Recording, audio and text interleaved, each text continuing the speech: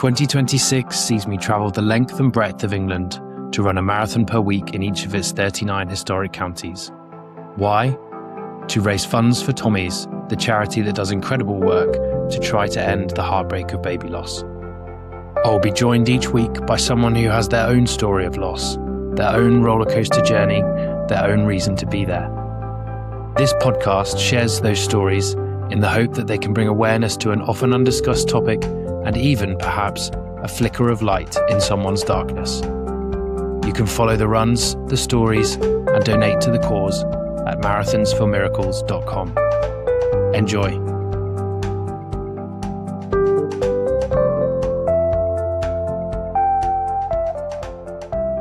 Welcome to week 32 of Marathons for Miracles, the podcast.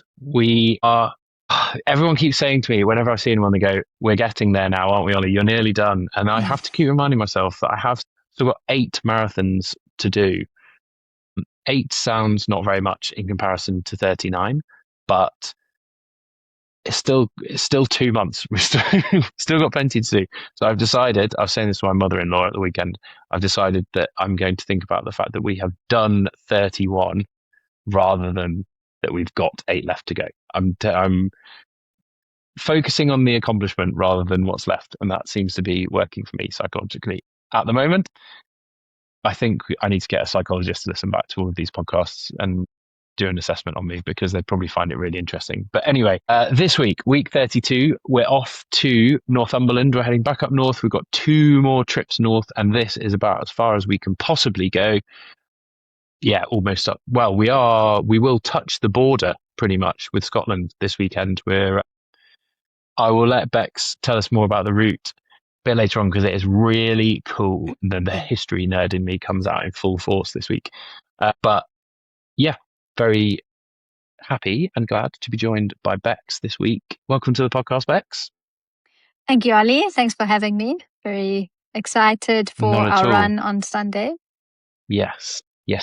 We will talk more about the running later, but we were just talking actually before the recording. Bex was one of surprisingly few people that was introduced to us by Tommy's themselves, and was sort of had come to us via the charity, which is a really nice link up, but with as ever, a really tricky story behind it. So we will talk through that, and Bex, I'll kick off as ever by asking what it is that led you to be involved with Marathons for Miracles, and as we just said, with Tommy's as a charity.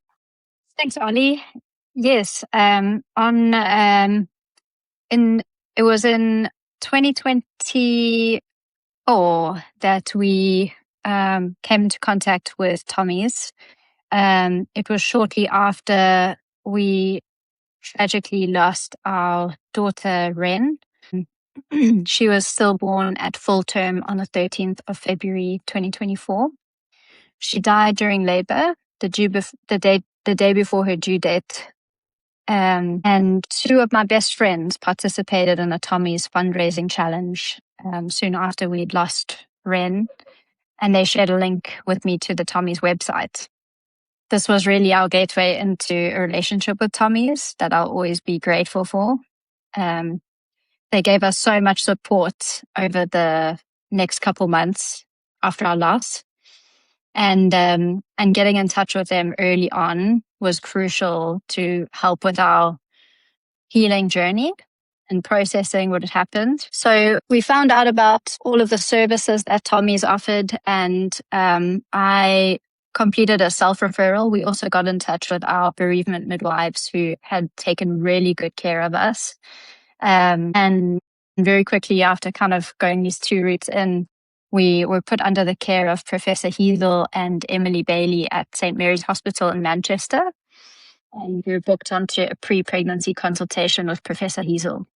It was booked for a few months in the future. At first, we were a bit surprised, because by the time that we got in touch with Tommy's, we were quite keen to have that conversation. We were looking for answers, and we were hopeful that we were going to be able to fall pregnant again soon.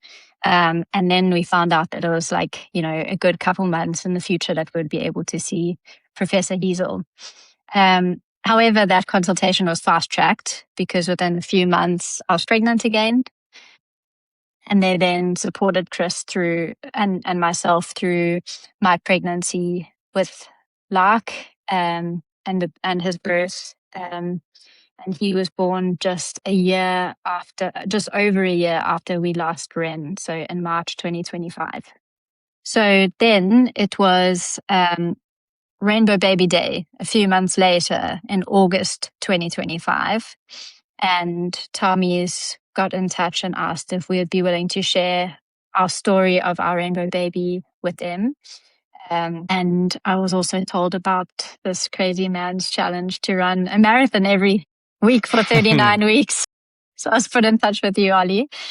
And I was really inspired by the significant thing that you are doing for Tommy's and for families like ours. So I wanted to join you. As daunting as running a marathon is to me, at that point, I was like not running much at all. So it's been kind of couch to marathon training for me. And with a small baby running around, you know all about this. So yeah, it's busy. And I don't know how you've found all this, how you find time to do all of the things that you've done over the last year, but it's really impressive. And yeah, I'm excited to be a part of Marathons for Miracles. Amazing. Firstly, as ever, I'm so sorry that you went through what you did with Wren. It's heartbreaking to lose a baby at any stage, but I do feel like the sort of later stages in pregnancy for me, I find them really hard hitting, and you sent shivers down my spine then because my birthday is the 13th of February. I didn't know that about Right. Wren. Okay. Yeah. Share birthday, my baby. I will remember that every year now. The sort of interesting angle to your story, I guess, and where it differs perhaps from a lot of the other people we've spoken to is the extent to which you have used Tommy's services and how helpful and instrumental perhaps they were in sort of getting you through that really difficult time and getting you to where you are now with Lark. So I definitely want to discuss more about that and have a big marketing session for Tommy's over the next 20 minutes or so because they deserve it. Yeah.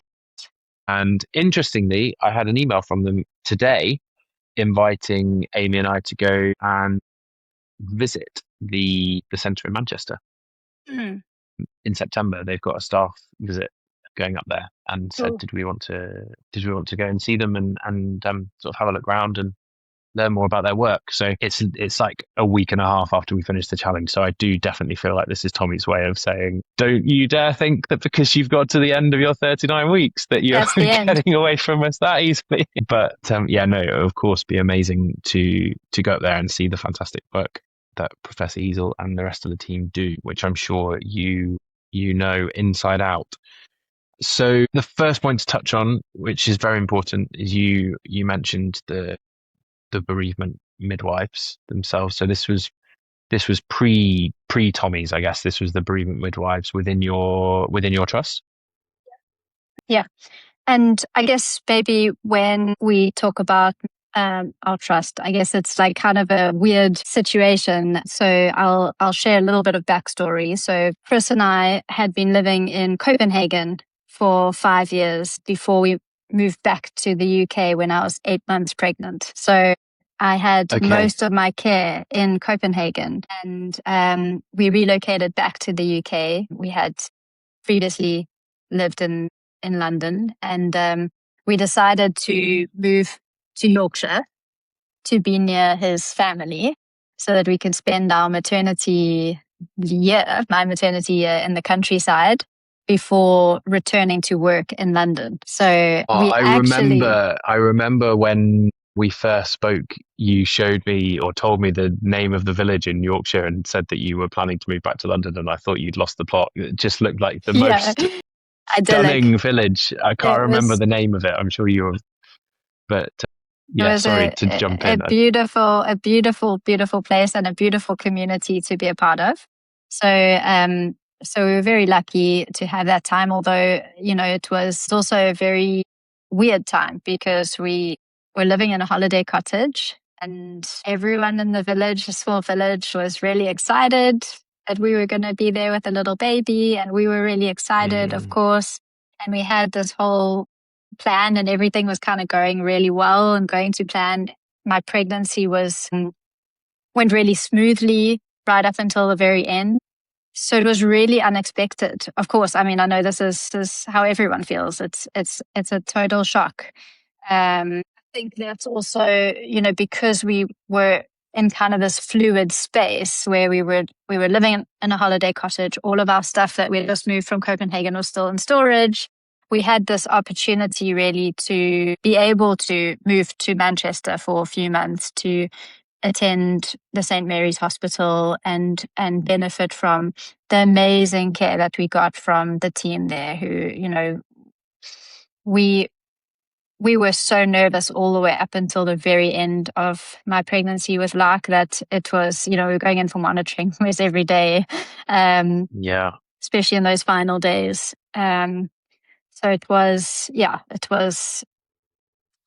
I don't know, it was a weird time, I'll say. Mm, And yeah, but also that I think that also enabled us to get that care, and we wouldn't have got care like that anywhere else, I believe. yeah, of course. Which is a part of a lot of these conversations that we have. I mean, great. Mm, It is fantastic that you were able to do that and that expertise is there. In mm, Manchester, wouldn't it yeah, be great if that was the same in every NHS trust across the country and the way that babies are delivered across the world? I mean, this yeah, research isn't just UK relevant. It can help everywhere. So, but that yeah, again, that's part of the work that Tommy's does is not just producing the research and mm, carrying out the trials and helping the individuals, but it's advocating for the results of those projects yeah. and making sure that they happen everywhere and become government policy and become NHS norms. What did the care look like from Tommy's and where did their expertise and knowledge really come into its own?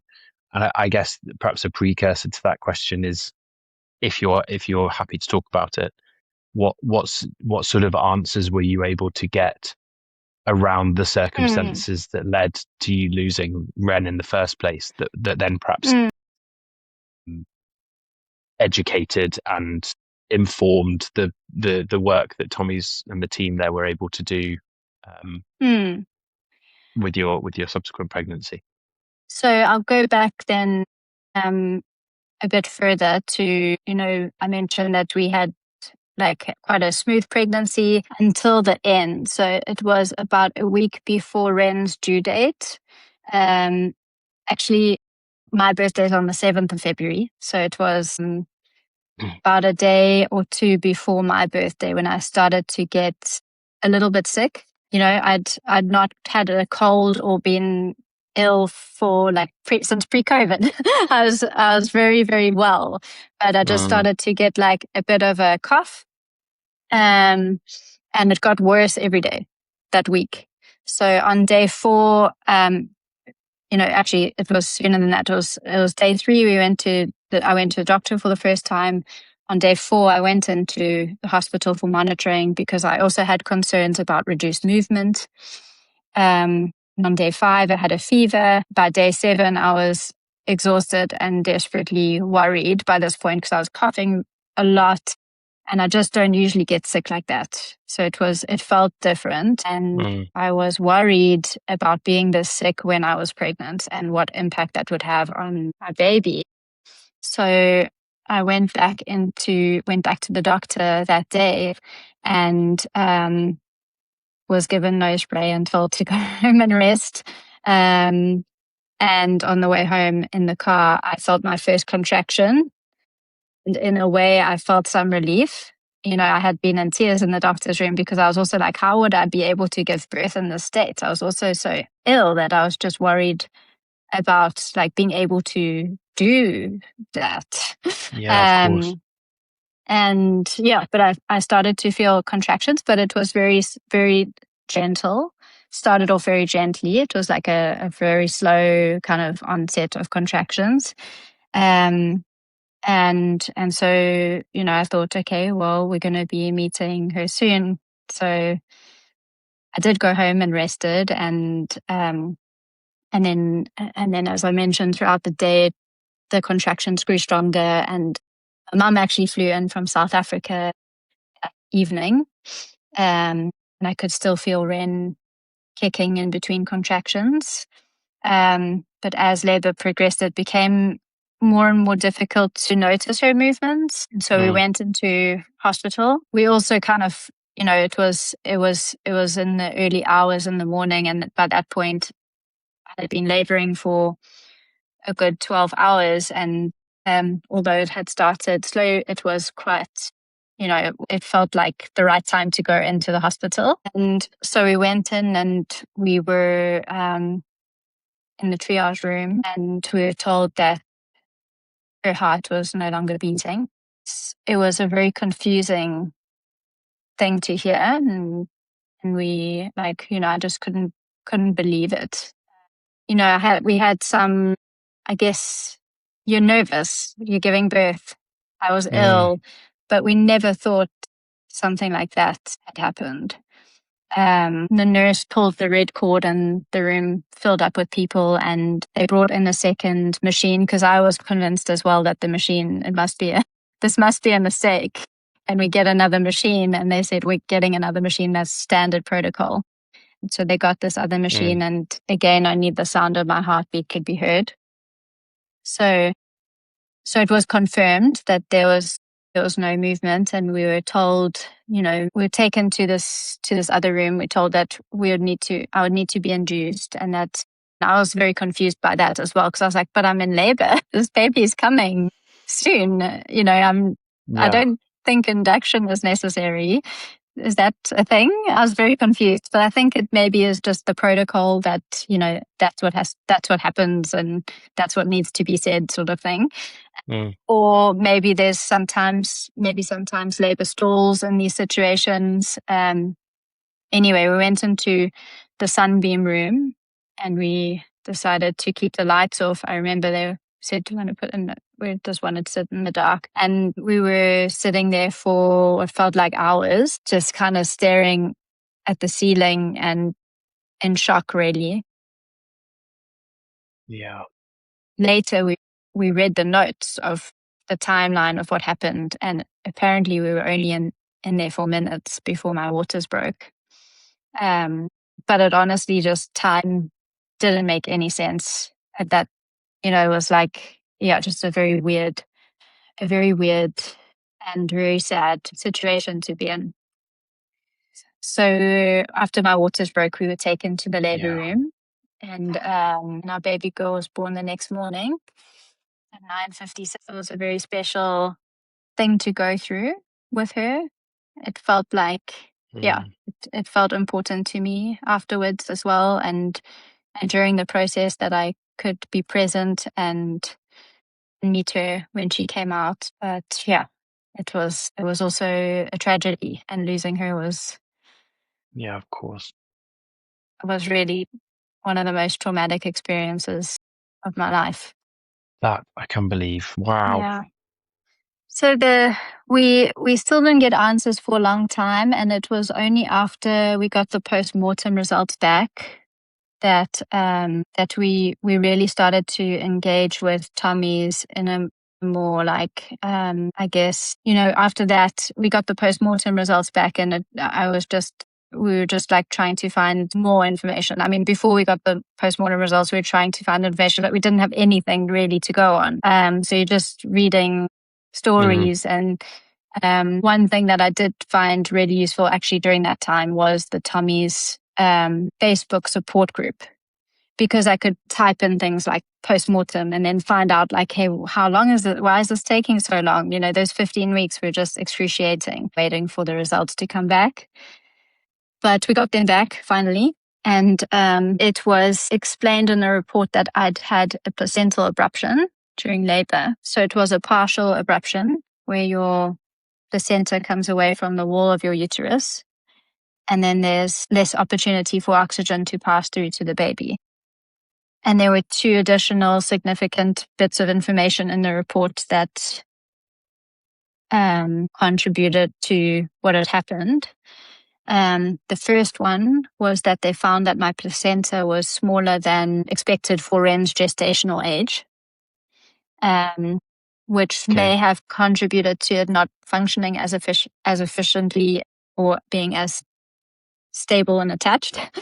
But then Professor Hiesel also explained to me that your placenta, like usually you have more capacity in your placenta than you need to, because towards the end of your pregnancy, I think it was, I hope I didn't get this wrong, but I think it starts to perform a little bit as well towards the end of your pregnancy. So you need that extra capacity. And then the other thing was that during labor, there's quite a lot of stress on the baby. And then every contraction is almost like squeezes your baby, and they have to hold their breath during that time.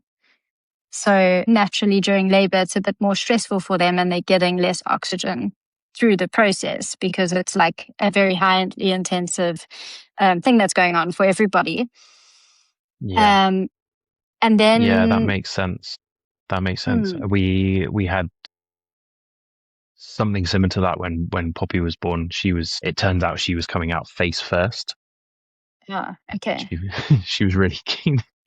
If you knew my daughter, she does most things face first these days as well. Wow. She really throws herself into things. Okay. So good. We had that with her, that she was, every time Amy was having a contraction, her heart rate was just going through the floor. So they then scary. fairly quickly got her out, and she was born by a, I don't think they quite termed it as an emergency C-section, but having been in the room, they weren't hanging around. Felt like an emergency. Yeah. That stressful. makes sense. Yeah. Yeah. The other factor was my illness. So during that week that I was ill, after Wren was born, I was actually diagnosed with pneumonia. So the infection wasn't a direct cause of the placental abruption, but together with the smaller placenta, it could have made Wren more vulnerable and less able to get the oxygen that she needed. Yeah, I guess if your lungs were struggling and you perhaps weren't getting as much oxygen as you normally would, and the placenta was struggling, everything piled on top of each other. Yeah. Okay. Yeah. So after we got this information, then we spoke to Professor Hiesel about it. We actually, before we had our consultation with Professor Hiesel, we booked a private consultation with a maternal fetal medicine specialist, and just to get as much information as we could. And so we just kind of heard the same thing from different sources, and that was reassuring. It was reaffirming of the information, and then also as part of the plan for a future pregnancy with Professor Hiesel, he also would measure and take scans specifically of my placenta, because I was, of course, fearful that I was going to have another small placenta, or and then. Yeah, sure. Fortunately, my placenta was a regular size in the future pregnancy. But I was, that was amazing. I was like, this should be a routine thing as well. Because if we had known that I'd had a small placenta in the first place, then I don't know. I mean, it was good to have that extra layer of monitoring and reassurance. Yeah, of course. On that front specifically, because of what had happened with Wren and the information that we now had. Yeah, and so that whole process then was. Is it then sort of? Do you feel like you're then being managed as a patient, but also then as a bit of a research project at the same time? Is there a sense Is there a sense of that, or is it very much when you're in under their care in Manchester, it's them implementing what they know, and you're just being treated by the best sort of thing? Say a bit of both. We definitely had opportunities to participate in specific research studies. Like we got to trial this monitoring device, which we were really keen on. We actually, we were like, if we could have had a device just strapped to me all the time that we could monitor every second of every day, we would have opted for Yeah. that because it's such a lot of pressure to the whole time be watching and feeling and listening for movement in your body and then assessing, has it changed? Is it more or less than before? And then, and you're constantly like doubting and worrying, and then you're kind of like and unsure. Yeah, And of course. once you've been through something like this, you are kind of like it's also very difficult to trust your body, and because I never knew that this had happened. Like there wasn't a moment where I was like, okay, this is just something terrible's just happened. It was very disturbing to not know. And so for Yeah, the of whole course. throughout the whole next pregnancy, I had a very high level of anxiety. Me and Chris The both did. paranoia's very real, right? Yeah. But I think we also had like just general medical anxiety as well, because everything was fine. And suddenly it was not fine. And like, terrible things can just happen when you least expect it. So we just, you kind of just suddenly become like paranoid that everyone you love is going to die suddenly, or that there's something really wrong with you. I was like very worried, like especially all the way throughout the wait for the post-mortem results, and actually after that as well. You're just constantly like, is there something very wrong with me? Why did I get so sick? What has happened? And there's no answers really. Yeah, and those questions, I know it's the same with Amy. Those questions just roll around, Mm, don't they? And um they never go away, I don't think. Those mm, questions. I think you perhaps ask yourself the questions less frequently than you used to after mm, time, but I think yeah, they pop up now and again, don't they? And yeah, but certainly in the immediate aftermath, it's a mm, really quite intense emotional process as well as a physical process. You in that time mm, had just had pneumonia or continued to have pneumonia, perhaps. I don't know if that yeah, then lasted. You had been through childbirth, which is no less of a physical burden. It's made no less physical by the fact that Wren was no longer with us when she arrived. That mm, process still still mm. happened and still needs recovering from. So there's um yeah, it's an That's a lot. incredibly demanding Yeah, time. yeah. I was after we. I was diagnosed. I was also on oxygen after Ren was born, Mm, and for a few days while I was recovering, and we were trying various antibiotics because I wasn't quite getting better right away. And then I switched to the right antibiotic, and my recovery was a lot faster after that, which was great. yeah. But we had quite a lot of very precious time in the hospital with Ren. So we had her with us for 5 days while Chris and I Okay. were staying in the sunbeam room. So we first were in the ward for a few days, and then when I started to improve, they moved us to the sunbeam room. And so we had quite a lot of time to hold her, to be with her. We had a naming ceremony, which was really precious. Mm, We took photos and footprints and um, castings of what is that stuff called? The where you plaster of squish Paris type stuff. Paciferous type stuff, yes. And Yeah. yeah, and these were all very special memories and things that we hold like very dear today. Things that we, that time that we had really with her. important time. Yeah. So we got to stay And with that her sunbeam for. room and Yeah. that process, was that all just available with the hospital that you were in, or was that Yes. charitably driven There as well? were a lot of charities involved in kind of, a lot of families had donated various things to the Sunbeam Room. And yeah, so yes, it was, I think it was a mix of charitable things, and also there was a charity that had renovated it. There was another one that was going to be doing another renovation soon. And there were a lot of people who I think had contributed to it, and quite a lot of various charities involved as well. We got this teddy bear as well from Aching Arms, which is a charity very special to us. And you can donate these teddy bears as well, like in memory of Wren, and to other families.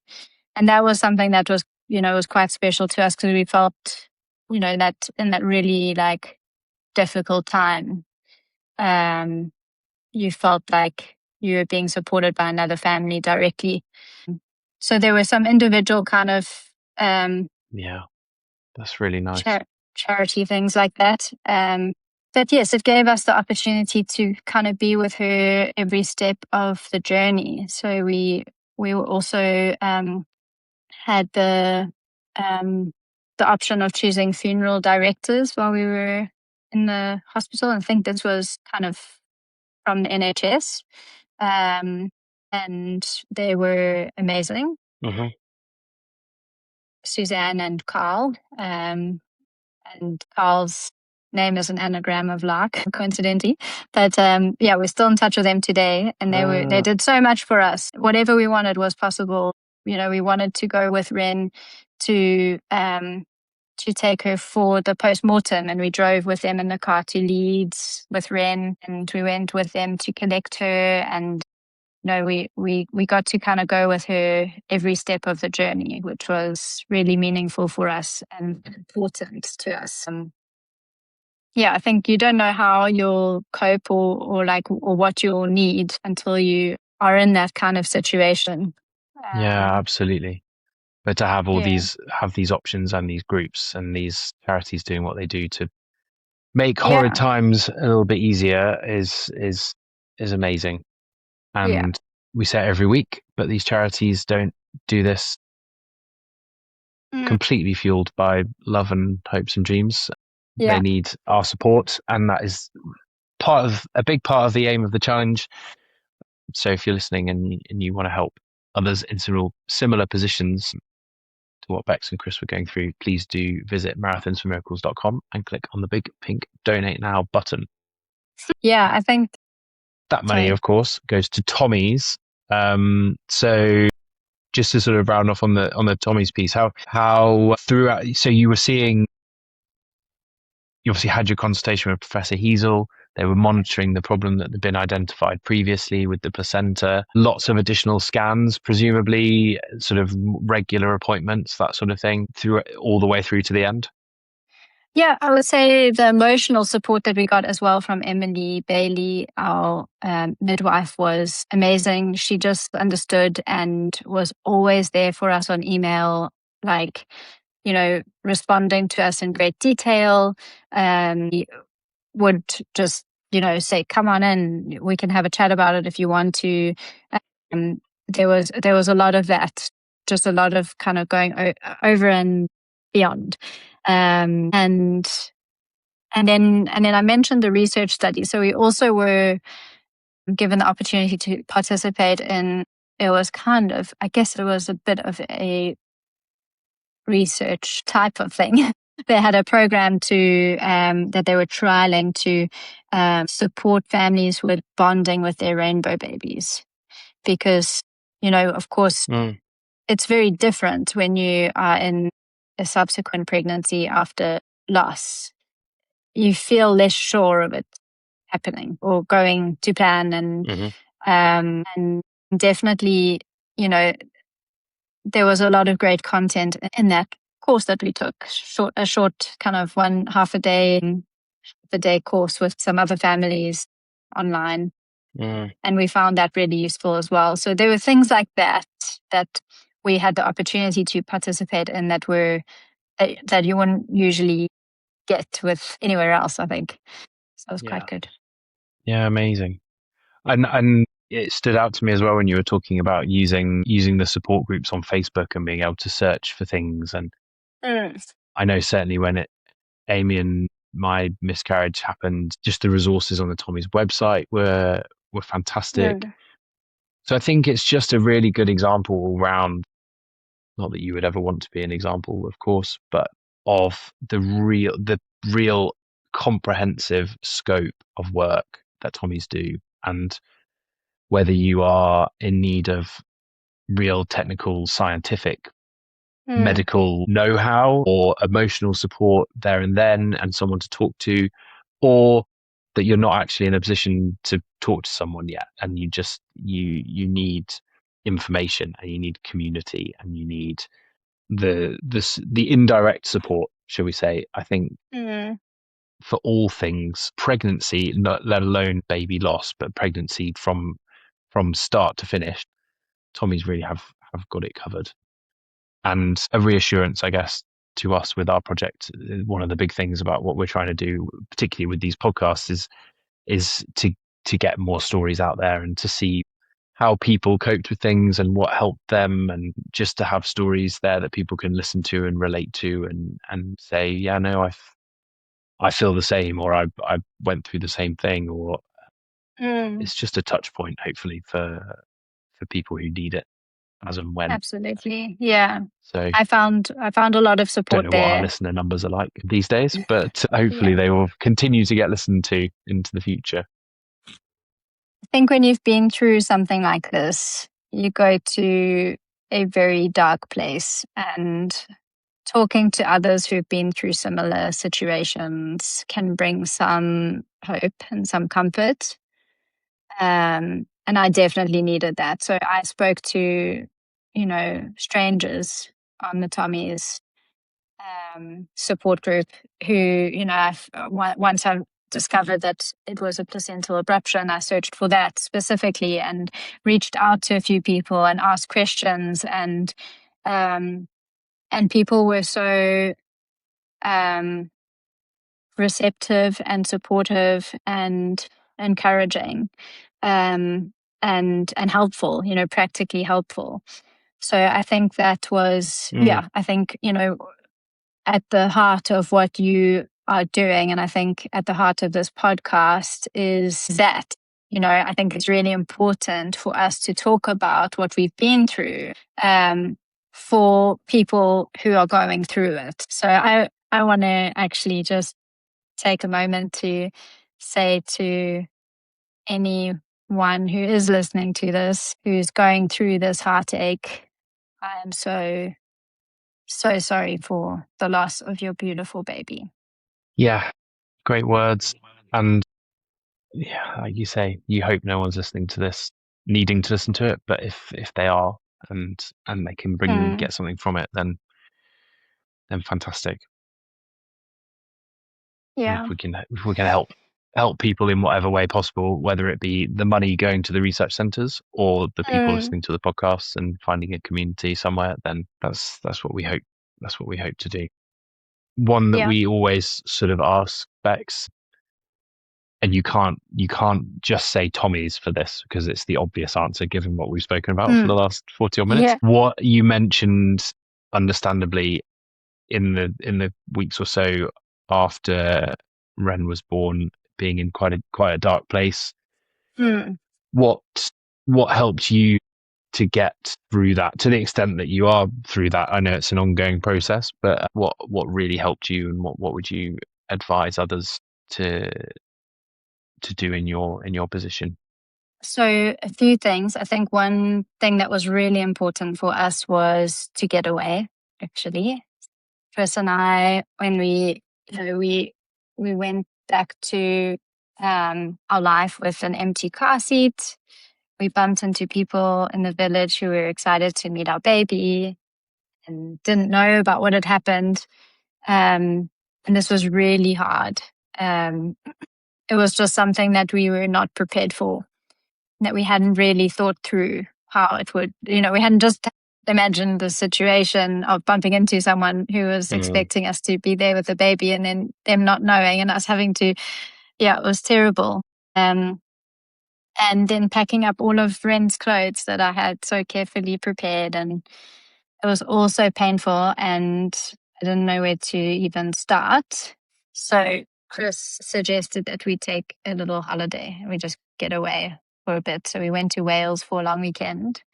And that was so good for us just to have a bit of an adventure together. And we stayed in a little cabin where you had to walk outside to the toilet and the shower. And it was February, so it was like pouring with rain. And most of the time, that roughness, like we had to have a fire inside the house for warmth in this little cottage. And it was quite rough and it was exactly what we needed, just a little bit of like basic survival, doing basic survival stuff to keep us busy.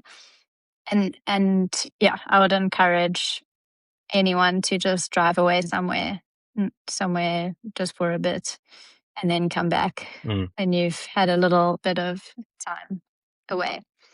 I mentioned some of the things that we had to think about. There's a lot of formal things to do after something like this happens in the days and weeks that follow.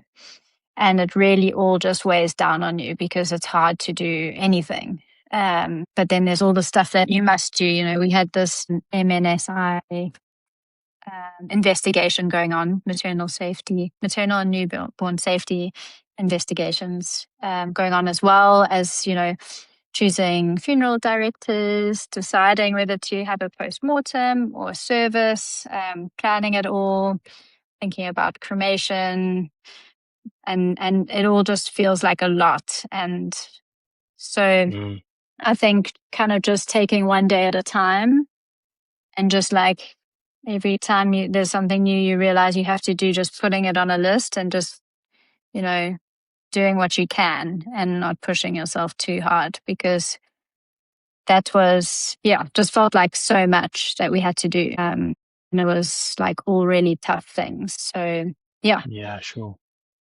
We accepted a lot of help from friends. So some of my closest friends came to stay and for a weekend, not long after we'd lost Wren, and they helped me pack up all of Wren's bigger things, the car seat and pram and bassinet and like all these difficult things that, like, I don't know, were just like filling up the room. And they helped me like pack them carefully in bags and label them and like all of these practical things that I was finding very difficult to do. And then when I eventually needed them again, I could easily find what I had done, because at the time it's all quite a blur. Also had Chris Lean on and your I mates. had Mates are the best, right? mates are the best. Yeah, exactly. Yeah. The last one is we had some amazing support from Petals. So Petals is a baby loss charity. They're another. They offer counseling services. I don't want to get this wrong, but I don't think I am. Bobby, who ran with us in Brighton, the Sussex leg, about 3 years ago now, I think is now a trustee of Petals. They also had a lot of support when they lost their little girl, Phoebe, a year or so ago, and I think he's now a trustee. So yeah, amazing. very much part of the team, Petals. Cool. And they have quite a big presence at the Cambridge Half Marathon. They do quite a lot of fundraising there. So that might be one for my run up to London next year. I know Bobby's planning to run it. So great. Anyway, cool. Little interlude. Yes, so you can self-refer to Petals, or your bereavement midwife can refer you. And the sessions that we had with them were incredible. So they are really experienced in this kind of loss. And me and Chris did counseling sessions together, which really helped us to navigate it together. That was really good for us.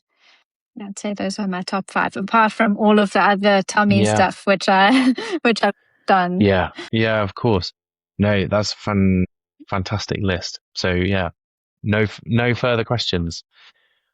We, of course, we've spoken about the podcast and the community side of the challenge, but the challenge is nonetheless called Marathons for Miracles. So tell us about tell us about our run this weekend. First of all, where are we going? What are we doing? Northumberland, as a reminder, but well, not to you, but to everyone else. Where are we off to?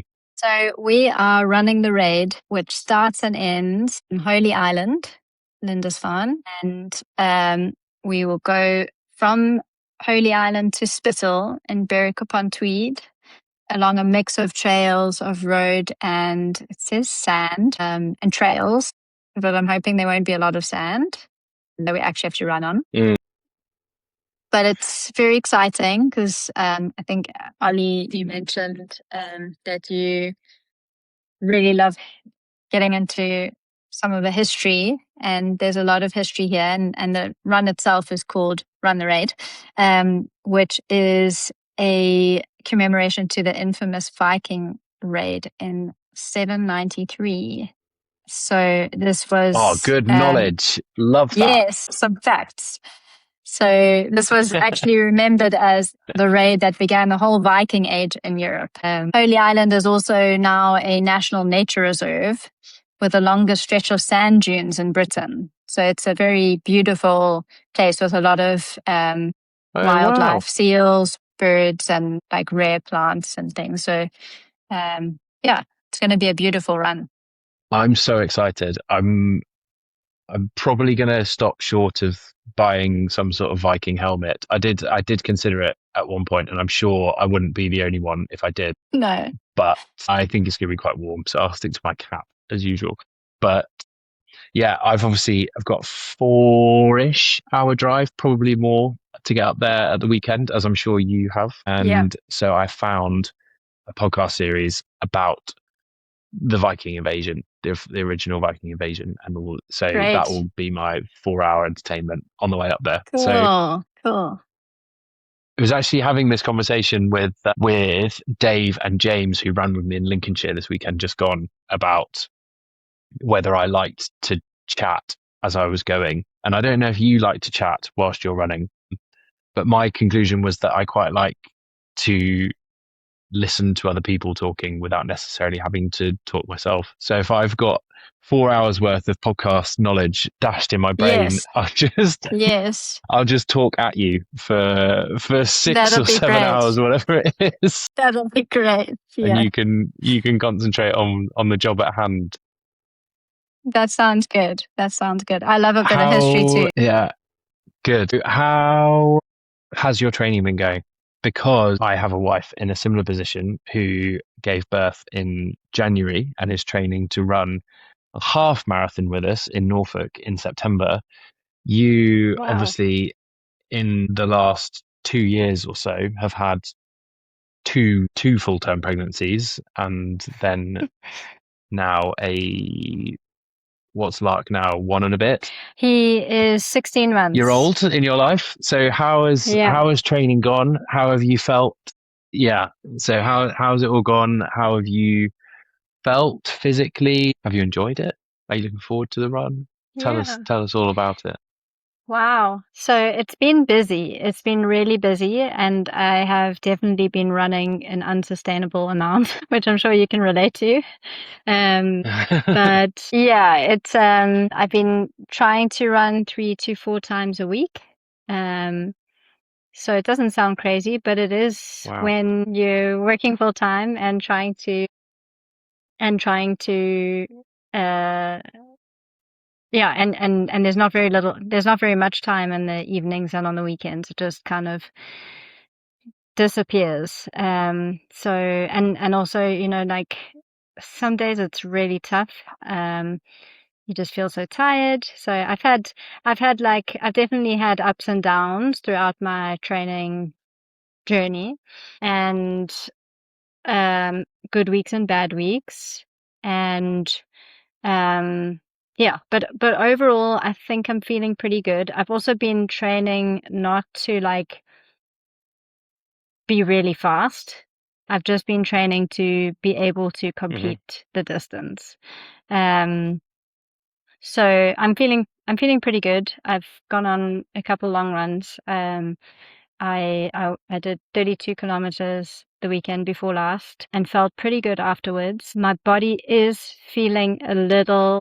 I have a couple like little aches and I wouldn't say pains, but just a few little aches that I'm keeping an eye on, Yeah, and I'm hoping that it's going to be an injury-free marathon. So my goal is to finish and to not have any major injuries. So sure. yeah, Well, I think yeah, that's my no major ambition. injuries, please. Injuries are Yeah. bad. I think niggles are good. You need a few niggles.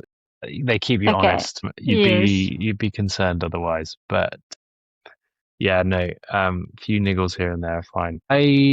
You actually brought this up to me and I hadn't realized, but it makes perfect sense. And I've now read the race info. There is a 6 hour cutoff for the race on Sunday, and that is a very Yes. literal cutoff. It's more Yes. of a cutoff than I've ever had in any other race before, because Yes. if you don't get there in time, you don't get your car off the island. So then we'll have to, Yeah. I don't quite know what happens Camp. then, sleep in the car. Yeah. Exactly. So it's a hard stop. So yeah. So So it that's will be a challenge. Definitely will be a challenge for me. But I'm feeling ready for it. I think good. I'm definitely gonna need to stay mentally focused. Your history podcast during the run beside me is going to be helpful to distract me through the pain. And I have been enjoying my training as well. So it's been giving me time to, you know, it's a it's kind of like a double-edged sword because I also feel guilty. So while it's like great to have this time to just focus and get out there, and I've been listening to a lot of your podcast episodes, um, and that's been motivating. I mean, there's definitely been some really tough stories to listen to, but it's reminded me, why we're all doing this. So yeah, not that I needed reminding, but Hmm. it's for a great cause, and so that has been, Yeah. a motivator definitely, and it's given me some space to do some thinking, which is always good, and to push myself a bit. So it's Yeah. been great to No, physically I hear you on there. that. Yeah. And then last question, which will perhaps be an obvious one to the listeners, because your accent is a slight giveaway. It's not a Geordie accent. I went No. to university in Durham, so I'm reasonably familiar with Okay. that part of the world and do Yeah. know the coastline we're going to a little bit. And I don't think we ever went quite as far north, Mm. but we did used to visit the coast from Durham down sort of more towards Alnwick. Uh, but Mm. yeah, it's not it's not obviously where you're from. So Yes, true. why are you running the Northumberland leg specifically? Right. So I was born in South Africa, grew up in South Africa.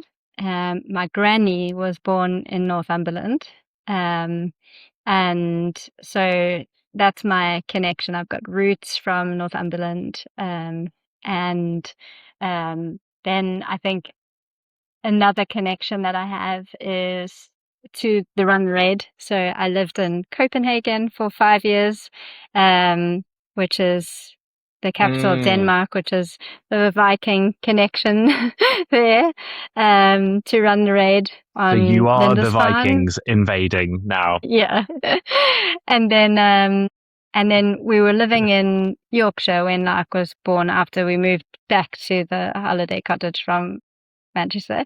And our first family holiday was actually to this area. So we went to Holy Island with him. So it's going to be nice to return. Mm. So yeah, so those are sort of my connections to Northumberland, why I chose Northumberland as the county that I have the most connections to, really. Nice. Yeah. Yeah. Some good family links. So just when people Yes. think that we just make this whole thing up as we go along, which would be very spurious claims. We do actually, there is some thought that goes into this, and Exactly. some of the counties are obviously very obvious. Some of them less so, but there Yeah. is some, yeah, there's some thought behind it. So, Bex, thanks so much for coming on and for sharing your story. That they're all tough to share, but yours particularly so for me. And obviously, thanks to Tommy's for everything that they do and have done for you. I'm sure your vote of thanks to them is greater than mine. But yeah, no, an incredible organisation and great to sort of see them in action, if that's the right word, but Mm. really hear firsthand from someone who's really benefited from the range of stuff that they do. So thank you so much, and I'm really looking forward to the run on Sunday. It's an incredible route, Yes. gorgeous part of the country, and I really enjoy also the ones where it's a I feel like it's a real challenge for you. And if I can help you Yes. to run a marathon and run this particular marathon, then that's a real motivator for me. So thanks all round. Thanks, Ollie. Thanks. For in. Yeah, absolutely for Wren.